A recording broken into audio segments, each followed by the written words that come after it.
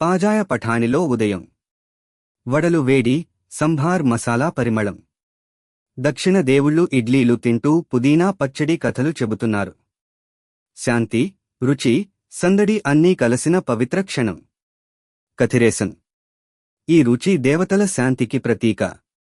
ఇలాంటి సమయాల్లోనే కుంకుమ పువ్వు కూడా మేఘాలా కనిపిస్తుంది. అయితే ఆ క్షణానికే పరాటా డ్రోన్ శబ్దంతో వచ్చి సంభార్లో పడిపోయి పెద్ద పేలుడు. మోచన్. రోటీ రాజ్యం తిరుగుబాటు మొదలుపెట్టింది. పనీర్ పాలన రాబోతోంది.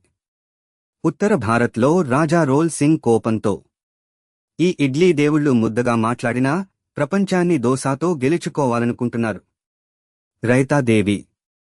వాళ్లను చపాతీలా నలిపేయాలి, నూనె వేయించాలి. వడవిమానంపై కూరగాయ గనులు ఉత్తరానికి బయలుదేరారు. ఢిల్లీకి చేరేలోపే పరోటా నింజాలు, పనీర్ ట్యాంకులు ఎదురయ్యాయి. పోనుడు పాండియన్. ఈ రొట్టెల్లో రుచి లేదు. మన బీట్స్తో వారిని తిప్పకొట్టాలి. మురుగానంద స్వామి. అవియల్ సిద్ధం. కానీ శాంతికి కొత్త చిట్కా కావాలి. కీర్తనదేవి.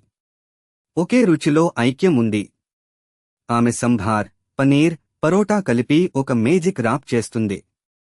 రాజా రోల్ ఒక్క క్షణం ఆలస్యం చేయకుండా టేస్ట్ చేస్తాడు. రాజా రోల్. ఇది అమృతం. నేను ఓడిపోయాను.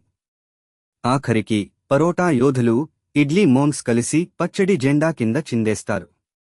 సంభారం లోకానికి మళ్లీ వచ్చిన శాంతి. మోచన్. కర్రీ అనేది లేదు అంటే మళ్లీ వస్తాం.